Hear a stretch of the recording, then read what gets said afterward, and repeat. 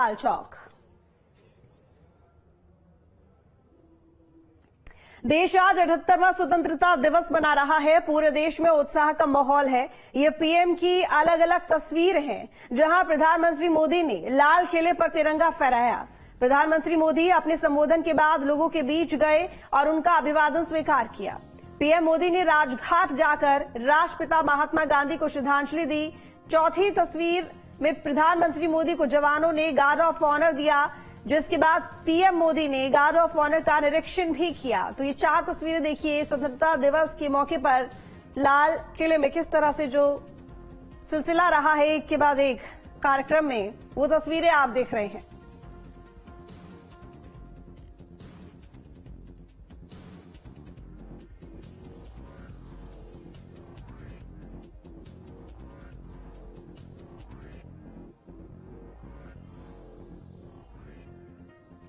लाल किले से पीएम मोदी ने देश को संबोधित किया। पीएम ने वन नेशन वन इलेक्शन, आतंकवाद, विकसित भारत और महिलाओं पर हो रहे अत्याचार समेत कई मुद्दों का जिक्र किया है। पीएम ने कहा, मैं आज लाल किले से एक बार फिर अपना दर्द व्यक्त करना चाहता हूं। एक समाज के तौर पर हमें महिलाओं के खिलाफ हो रहे अत्याचारों के बारे में गंभीरता से सोचना होगा। इसके खिलाफ आक्रोश है। मैं इस आक्रोश को महसूस कर सकता हूं। देश को, समाज को, राज्य सरकारों को इसे गंभीरता से लेना होगा। महिलाओं के खिलाफ अपराधों की त्वरित जांच हो। इन राक्षसी कृत्यों को अंजाम देने वालों को जल्द से जल्द सख्त सजा मिले। और मैं आज लाल किले से फिर बार एक अपनी पीड़ा व्यक्त करना चाहता हूं।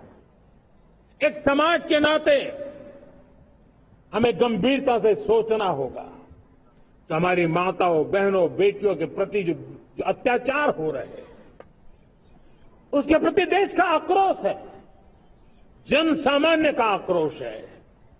इस आक्रोश को मैं महसूस कर रहा हूं।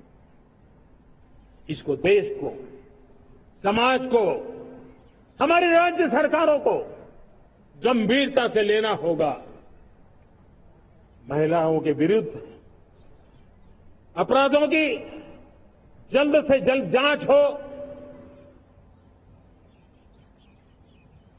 राक्षसी कृत्य करने वालों को जल्द से जल्द कड़ी सजा हो। वो समाज में विश्वास पैदा करने के लिए जरूरी है। मैं ये भी बताना चाहूंगा कि जब बलात्कार की या महिलाओं पर अत्याचार की घटनाएं घटती हैं, तो उसकी बहुत चर्चा होती है, बहुत प्रचार होता है, मीडिया में छाया रहता है। लेकिन जब ऐसे राक्षसी मनोवृत्ति व्यक्ति को सजा होती है, तो वो खबरों में कहीं नजर नहीं आती है, कोने में कहीं पड़ा रहता है। अब समय की मांग है कि जिनको सजा होती है उसकी व्यापक चर्चा हो, ताकि ऐसा पाप करने वालों को भी डर पैदा हो कि ये पाप करने की हालत ये होती है कि फांसी पर लटकना पड़ता है।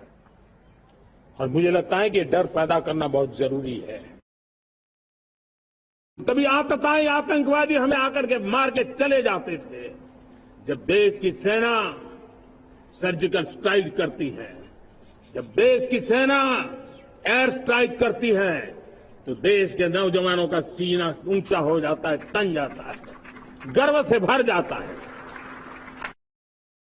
कि देश ने बार बार चुनाव इस देश की प्रगति में रुकावट बन रहे हैं, गतिरोध पैदा कर रहे हैं।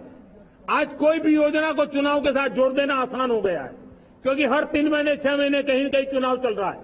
कोई भी योजना जाहिर करोगे आप तो मीडिया में कहेंगे चुनाव आया तो फलाना हो गया, चुनाव आया तो फलाना हो गया।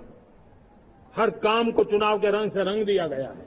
और इसलिए देश में व्यापक चर्चा हुई है। सभी राजनीतिक दलों ने अपने विचार रखे हैं। एक कमेटी ने बहुत बढ़िया अपना रिपोर्ट तैयार किया है। वन नेशन वन इलेक्शन के लिए देश को आगे आना होगा। मैं लाल किले से तिरंगे की साक्षी में देश के राजनीतिक दलों से आग्रह करता हूं, देश के संविधान को समझने वाले लोगों से आग्रह करता हूं कि भारत की प्रगति के लिए, भारत के संसाधनों का सर्वाधिक उपयोग जन सामान्य के लिए हो, उसके लिए वन नेशन वन इलेक्शन के सपने को साकार करने के लिए हमें आगे आना चाहिए।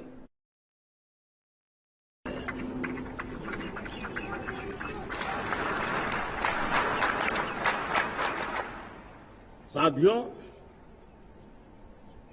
विकसित भारत 2047 ये सिर्फ भाषण के शब्द नहीं है। इसके पीछे कठोर परिश्रम चल रहा है।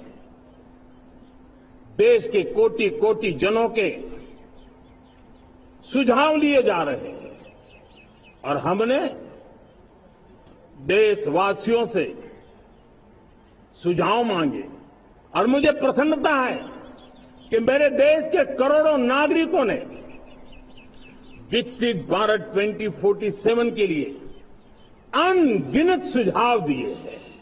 हर देशवासी का सपना उसमें प्रतिबिंबित हो रहा है। हर देशवासी का संकल्प उसमें झलकता है। युवा हो, बुजुर्ग हो, गांव के लोग हो, शहर के लोग हो, किसान हो, कामदार हो, दलित हो, आदिवासी हो, पहाड़ों में रहने वाले लोग हो, जंगल में रहने वाले लोग हो, शहरों में रहने वाले लोग हैं। हर किसी ने 2047 में जब देश आजादी का 100 साल मनाएगा तब तक विकसित भारत के लिए अनमोल सुझाव दिए हैं। तो बता दें आपको कि लगातार यहां पर स्वतंत्रता दिवस को लेकर जगह जगह जश्न मन रहा है। हर जगह कई तस्वीरें सामने आ रही हैं और लगातार हम आपको स्वतंत्रता दिवस के कार्यक्रम को लेकर जश्न की तस्वीरें दिखा रहे हैं। उत्तर प्रदेश में 78वां स्वतंत्रता दिवस समारोह मनाया जा रहा है।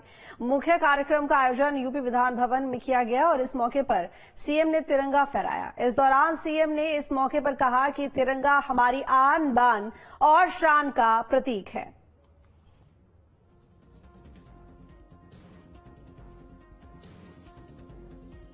तस्वीरें आप देख रहे हैं मुख्यमंत्री योगी आदित्यनाथ की, जिन्होंने विधान भवन में ध्वजारोहण किया और जो दूसरी तस्वीर आप देख रहे हैं वीर जवानों के परिवार को सम्मानित किया गया। तो बता दें कि गैलेंट्री अवार्ड से सभी वीर जनों के परिवारों को सम्मानित किया गया।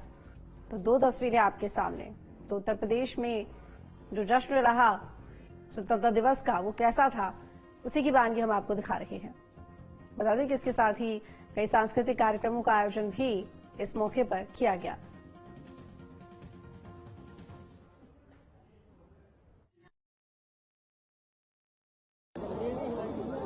देश के 78वें स्वाधीनता दिवस की आप सभी को हार्दिक बधाई। इस पावन अवसर पर